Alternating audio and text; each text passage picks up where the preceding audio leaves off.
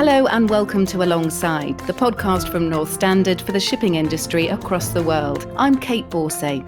In this episode, we look at ESG, environmental, social and governance, risks and opportunities when managing large-scale complex shipping disasters. We'll be exploring whether that can be done in a way that balances the interests of those directly affected and the insurers who pay for the cleanup. We want to be responsible and responsive underwriters and do the right thing, but sustainability is a lot broader than just decarbonisation or reduction in emissions. The patchwork of environmental protection legislation that applies is ever-changing and increasing.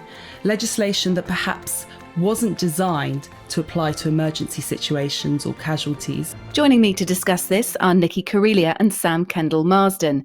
Nicky has a background in marine biology and has spent the last 10 years focused on environmental emergency response, attending more than 30 oil spills and vessel groundings offering technical guidance.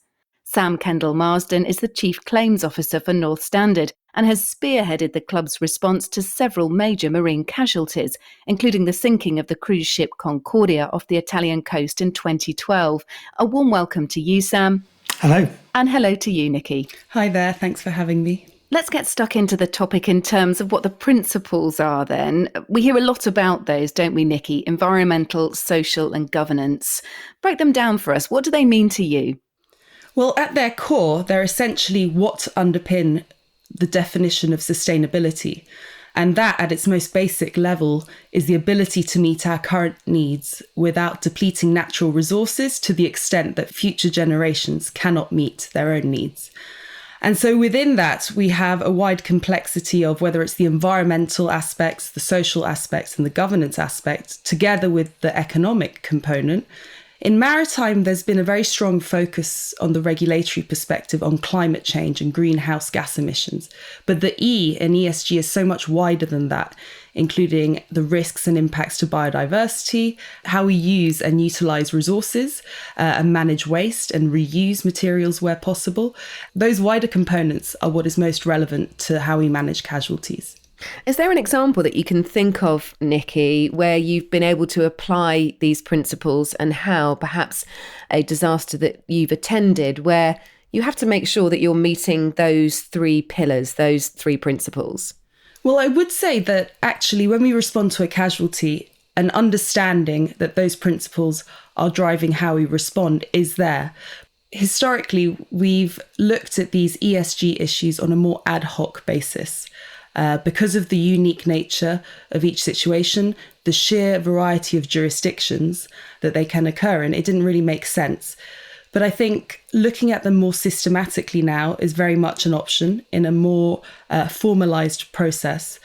But as an example, I have done that on some casualties where you go in and you do a screening risk assessment from the environmental, social and governance perspective. An in-detailed analysis of what are the environmental components here, what are the sensitivities, what are the resources, and also how do the people live, what value do they take from the coastal environment, and what are the economic activities around there. And just elaborate on a few examples for me, if you can, Nikki, where you've used those principles. Well, there was one large casualty which became a wreck removal, and I was actually brought in there to do this initial scoping assessment before the tender was written for it to go out to wreck removal, where you go through identifying the E and the S risks and sensitivities, how they might be impacted by no action, or how they might be impacted by various wreck removal options. And it was managed in a more systematic framework with spreadsheets and databases so that you could actually use it to manage the project. And as the project went on, if certain activities were found to be having a negative impact, or if there were concerns in the local community, you could go back and adjust and see if you could mitigate those. There's also a lot of examples in terms of how we manage waste.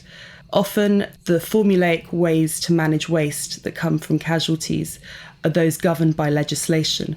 But in many cases, actually, you can find ways to utilise the waste or innovative methodologies to recycle the waste and add value to it. That's really interesting. Sam, let's pick up from the insurance side now. Insurers like Standard Club pick up the tab, of course, when one of these major shipping disasters occurs. What's more important, the effectiveness of the response or how much it costs? Well, in terms of our role, the Standard Club is one of 13 clubs within the international group of protection and indemnity associations, and between us, we insure 90% or so of ocean-going tonnage. And so when one of these incidents occurs, when a major casualty occurs and a ship founders, becomes a wreck, or if there's pollution, the chances are one of the international group clubs, like the Standard Club, is going to be involved. And we provide the financial resources and the know-how to respond in the event of a casualty. And that might be right at the very outset when we're dealing with the salvage phase and making sure that prompt salvage assistance is rendered so that things don't worsen. But where there is pollution, making sure that we have the resources in order to respond to that. And then similarly, if there's a wreck removal, to respond to that. Now, we want to be responsible and responsive underwriters and do the right thing. But sustainability, as Nikki mentioned earlier, it's a lot broader than just decarbonisation or reduction in emissions. The environmental component of that is much broader. And in a financial sense, it's also about maintaining the viability of the insurance industry, because if we weren't there, then there wouldn't exist the financial firepower that's needed in order to respond to these very big casualties. How much consideration do you have to give to cost specifically? How does that work within what you do? I suppose it's the expanding art of the possible that's driven by financial resource. There have been concerns within the insurance industry about the rising costs of wreck removal. And in fact, within the international group, we looked at this. We started to look at this over 10 years ago when some cases in particular had driven these concerns. We set up a group of people who were very experienced casualty practitioners within the group and came up with a strategy because we identified that it was very important to maintain the confidence of the maritime states that we deal with where these incidents occur, remembering that about a third of the world's population live in these coastal areas. So that's a really good example of the social aspect of this.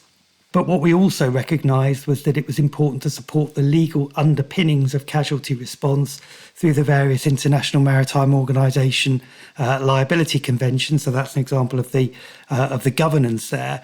And then in relation to environmental aspects, making sure that the response was right. And sitting on top of all this is an outreach initiative that we've been propagating now for a number of years. And that involves making friends with coastal administrations, getting to know each other, doing drills, practicing what might happen in the event of a major casualty. So if these things unfortunately do happen, we already have those relationships in place. We have the legal underpinnings, and we know that we're going to behave in the right way and have that level of trust. Nikki, from your perspective, do you understand that insurers have to think a little bit about the bottom line, that obviously those ESG principles need to be kept to, but it needs to be manageable? Is part of your role an understanding of that, of the cost concern, perhaps? No, it's absolutely part of the process as well, I think, because for me, the first and foremost is always what is technically the best option going forward. Now, increasingly, that may also require taking into account social considerations or public expectations. So for me, first and foremost is the technical aspect, but I also like to involve and discuss and engage with as many stakeholders as possible to get as good an idea of the wider picture as possible. Where I think some issues can arise is when a certain option that is hugely expensive or could go on for a long time is being advocated, and where I don't believe it's actually technically is the best approach. And that's where my main concern with costs are.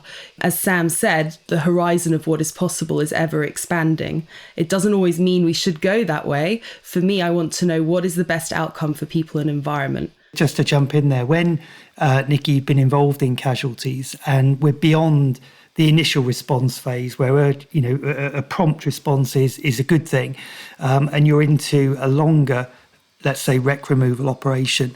I just wanted to explore the idea of time a little bit and how sometimes a shortness of time can perhaps be a factor in leading to suboptimal results. And have you seen that? And what sort of pressures are authorities under those circumstances?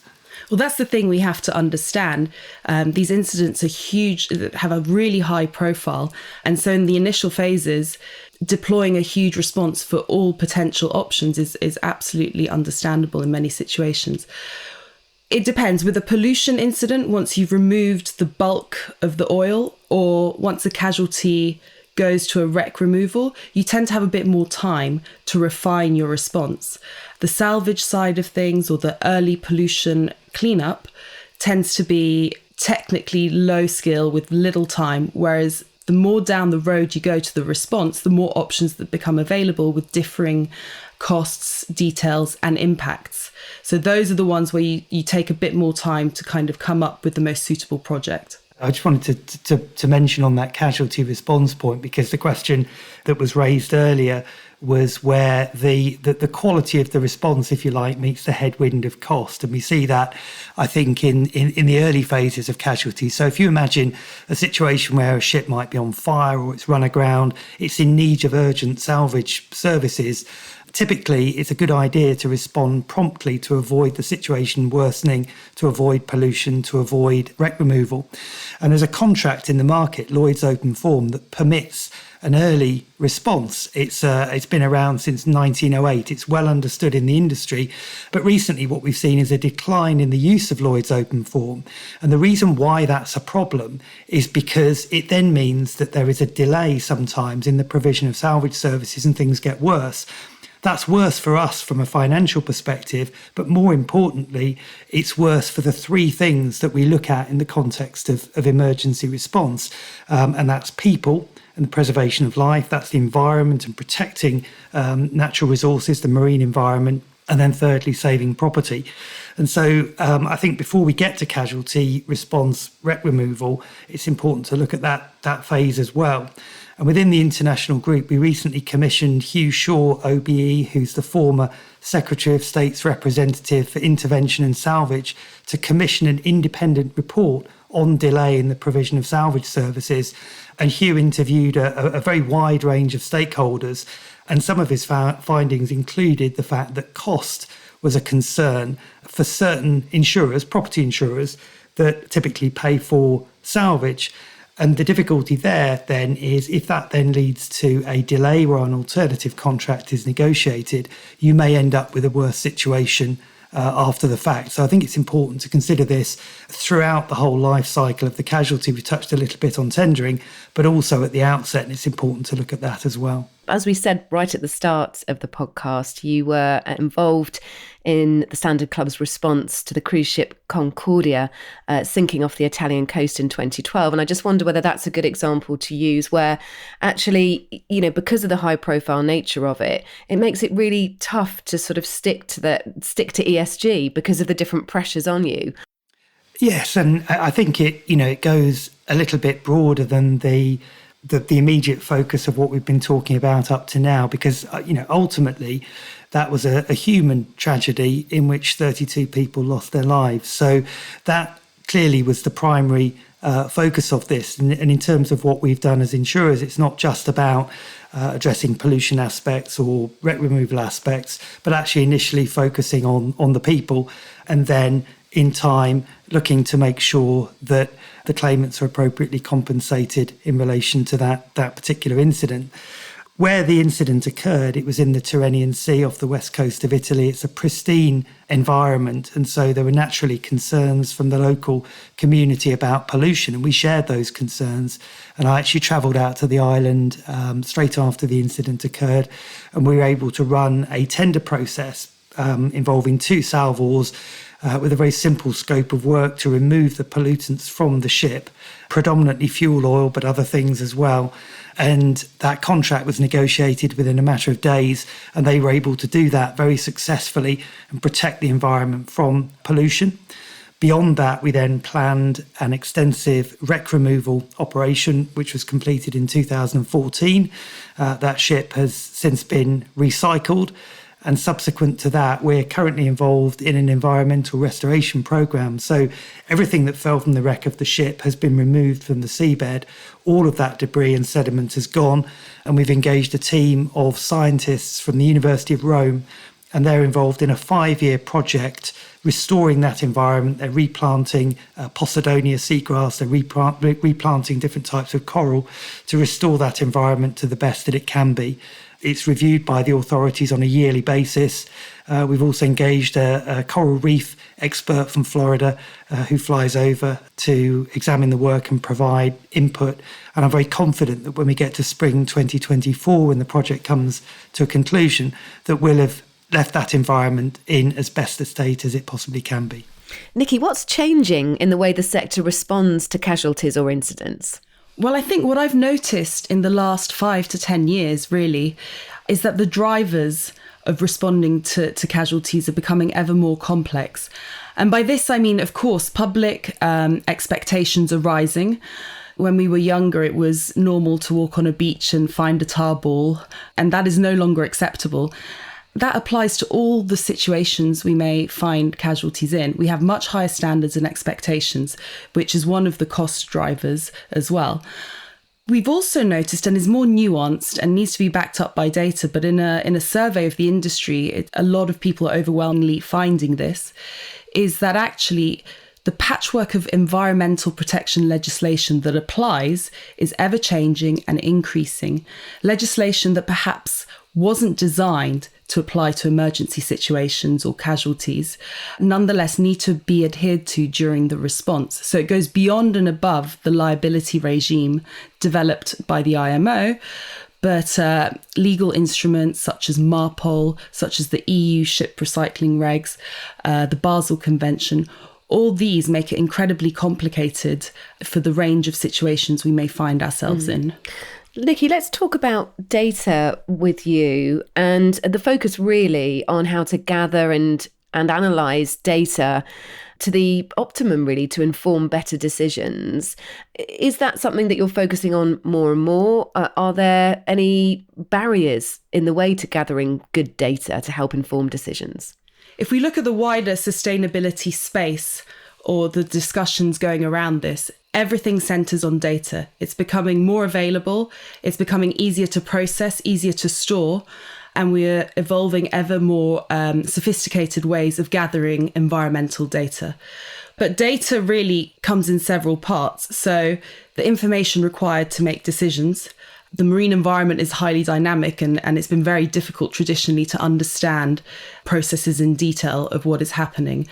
And so in order to make decisions in terms of how we respond to a casualty, sometimes now data may be available, but if it is not, the use of experts and their opinions is another less granular level that can be relied upon. So there's the data required to make decisions. And then, as Sam has been discussing with the Costa Concordia Restoration Project, the data that identifies impacts and monitors how those evolve over time. So I think we have to be cautious because I do believe that when we respond to casualties and when we manage wreck removals or oil spills, we do need to start better collecting data. But we do not want it to become, as Sam said earlier, like a planned project that takes years in order to do this. For me, the main thing is the process. As long as we have a systematic process in place that captures what we should be looking at, I think we do need to be really careful in that if we do start to use more systematic tools, that we don't drown in red tape and bureaucracy, and actually that they help make a more efficient response with better decisions. Nikki, it sounds then like there's a lot of good work going on in this area. We're still having this conversation about it, though. So I wonder whether more needs to be done. Are there areas for improvement then when it comes to getting the best out of these ESG principles, making sure that they're adhered to? I really think that would be up to the industry in terms of to what extent it's necessary to do more in terms of developing more robust frameworks in line with general business practices meeting the sustainability agenda of the moment. So, for example, for now, the regulatory landscape regarding corporate governance is very much voluntary. But in the EU from 2024, mandatory legislation will come in. It adds an ESG burden in terms of disclosure requirements. So whether it's biodiversity related, whether it's consumption related, resource use related, and also outcomes for people and social aspects. What we could do is there a way and is there a need to better record similar performance indicators in how we respond to casualties? Because let's not forget, there's been 50 years of refining how we respond to these, and there's a lot of good practice that is already being done. And as Sam said earlier, there's already quite a rigorous environmental protection liability regime at the level of the IMO. For me, if these corporate governance disclosure requirements progress, will they apply to us in how we manage casualties? And if they do, I would very much like that the good mechanisms we already have in practice are reflected by any of those sort of disclosure requirements. Added to that, moving away from the regulatory side, from a voluntary perspective, I think there could also be a lot of benefit in helping the communication of how we respond to casualties by coming up with these performance indicators and other tools from environmental best practice already in place for planned marine developments. That's really interesting. Sam, carry on with that for me. When we're looking at the future and at how the principles of ESG can be adhered to, enhanced, so that everyone and everything gets a better deal out of when really unfortunate incidents happen, where do we look to? Where are the issues and flashpoints for you in the future? Well, I think it's about making sure that we respond appropriately, but also making sure that people recognise that sustainability goes beyond the considerations we've been talking about, and it also relates to the financial sustainability of the system. Because the international group is a unique arrangement. We're able to provide very high levels of insurance cover and reinsurance cover that, as I mentioned earlier, provides the resources to respond to these very large cases in a way that isn't found elsewhere. And so I think we have the opportunity, and we are a force for good within the insurance industry. And it can be, not just in terms of responding when things have gone wrong, but also in terms of prudent risk selection, in terms of working with ship owners to drive up operating standards, to work with them in terms of educating crews to mitigate the risk of these incidents happening in the first place. So to try to drive meaningful change. But, there is a balance to be struck. It's about maintaining the viability of the system that we have. Part of that relates to the legal underpinnings of all this. So we're liability insurers. We respond to a ship owner's legal liabilities as set out in various international and national legal instruments. And so what we try to do is to influence states to implement those conventions so that we have certainty in terms of legal liability and cost, because that helps to support the sustainability of the group system. Well, we've heard a lot of fascinating insight there. To sum up the conclusions of both our guests, for Nikki, there could be better comms on how casualties are responded to and tools to better document decision making. And for Sam, the international group is an opportunity to be a force for good. It's then really important to maintain the viability of that system currently in place. Well, thank you to both of you for joining us on this episode of Alongside. That's Nicky Cariglia and Sam Kendall-Marsden. And a reminder that North Standard have officially released their first sustainability impact paper. It's called Planet People Performance. The report breaks down Standard Club's strategy into two key impact indicators. The first focuses on how the club will work with its members to create more sustainable services and practices, while the second indicator details how it plans to make its own operation more sustainable. The link to that paper is in the show notes. Join us next time on Alongside when we continue to explore key topics affecting the maritime industry and those who are part of it. Click follow on this podcast to ensure you don't miss an episode. Thanks again to both our guests. From me, Kait Borsay, thanks for listening.